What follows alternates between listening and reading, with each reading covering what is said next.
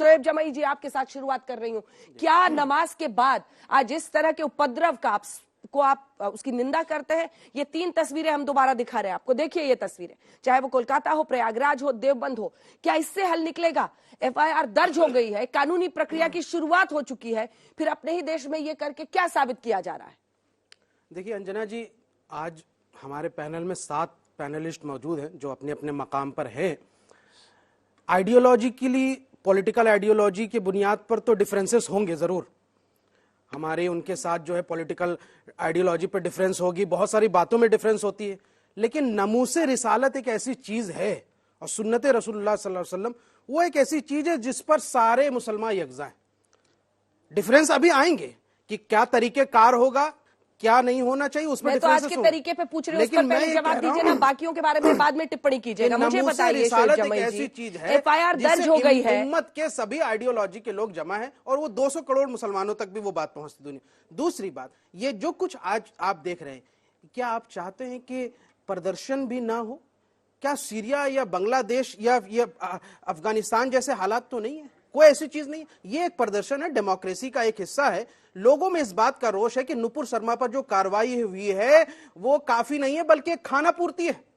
जिस तरह का काम, ये सलमान रश्दी मोमेंट है, आप समझिए, ये तस्लीमा नसरीन मोमेंट है, अब ये नुपुर शर्मा मोमेंट है। इस मोमेंट पर जब पूरी दुनिया के उम्मत मुस्लिमा इस बात पर यकजा है कि जिस तरह की गुस्ताखी रसूलुल्लाह सल्लल्लाहु अलैहि वसल्लम पर हुई है, और उनके आले रसूल को मानने वाले भी तमाम हमारे शिया हजरात भी इस बात को समझते हैं, तो ये जो कार्रवाई है ये बिल्कुल बहुत नाकाफी है। और ये जो बैलेंसवाद भी जो किया जा रहा है, जो कल आपने एफआईआर में देखा, और ये बैलेंसवाद की राजनीति से काम नहीं चलेगा। बड़ी ओवैसी से जुबान मिल रही है आपकी आजकल। ये तो ओवैसी साहब कह रहे थे, कल तक आप उनके खिलाफ बोलते थे, अब उनके शब्दों का सहारा ले रहे हैं। मैंने कभी उनके खिलाफ नहीं बोला। आप अब क्या बात करती हैं? अच्छा, कभी कभी हमारे क्यों खिलाफ होंगे? उम्मत के लोग यहां से अगर आ रहे हैं, कोई कम्युनिटी आगे बढ़ रही है, पॉलिटिकल आइडियोलॉजी को आगे बढ़ाया जा रहा है, तो मैं क्यों खिलाफ? ठीक है, मैं कह रहा हूं बैलेंसवाद। ठीक है, छोटा छोटा जब बयान सबसे पहले ले लूं, बढ़ेगा। फिरोज बख्त अहमद साहब, आपने तुरंत हाथ उठाया था जैसे उन्होंने जिक्र किया, वो तो कह रहे डेमोक्रेसी का हिस्सा है ये प्रोटेस्ट। जी, बिस्मिल्लाहिर्रहमानिर्रहीम। जय भारत, भारत माता की जय। इससे शुरू करता हूं। देखिए, अभी आपने अंजना जी ये विजुअल्स दिखाए, ये तमाम शहरों में जुमे की नमाज के बाद जो है सब ये हमने देखा, पुलिस फोर्स है, पैरामिलिट्री फोर्स है, 325 करोड़ का इस पे खर्चा एक्सचेकर का हुआ है। आखिर क्यों? लोग कहेंगे कि भाई ये जुमे की में नमाज पढ़ते हैं, एक तरह से हम लोग, हमारा, मुझे समझ नहीं आता कि एटीट्यूड ऐसा क्यों हो गया।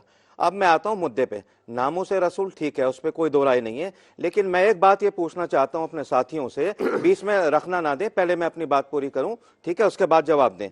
जब इन्होंने माफी मांग ली, ठीक है, माफी मांग ली तो बात खत्म हो गई। हमारी हदीस के अंदर 20-25 ऐसी जगहें हैं कि जहां पर यह कहा गया है, अल्लाह ने कहा है, कुरान में लिखा है, अहादीस में लिखा है, अगर आपके पास 2 ऑप्शन है, किसी को आप सजा दे सकते हैं, माफ कर सकते हैं, तो माफ कर दीजिए। उसने माफी मांग ली, पब्लिक पार्डन उसका हो गया, ठीक है, पार्टी से अलग कर दिया गया, ठीक है। अब मेरी समझ में नहीं आता ये प्रोटेस्ट क्या हो रहा है। उसको गिरफ्तार कर लो, चलो गिरफ्तार कर लो, गिरफ्तार करने के बाद क्या होगा? उसको फांसी पे लटका दो। ये सारा कानूनी मसला है। मुरादाबाद में तख्ती लेकर यही कहा जा रहा है, नुपुर शर्मा को फांसी दो। बहुत कुछ कहा जा रहा है, वो सारा अन इस्लामिक है, अनकॉन्स्टिट्यूशनल है, उसका इस्लाम से कोई लेना देना नहीं है। मैं बताता हूं, एक बात, बड़ी अहम बात कह रहा हूं, शायद आप उसको मुझे पता नहीं कैसे लें। आज की तारीख में अगर prophet Mohammed peace be upon him, आप अगर जिंदा होते, आप ये देखते, तो आप जाकर के इन दोनों को माफ करते, नुपुर शर्मा को भी और नवीन जिंदल को भी, और ये कहते सब हो रहा है, बिल्कुल नहीं होना चाहिए, मेरे नाम में नहीं होना चाहिए।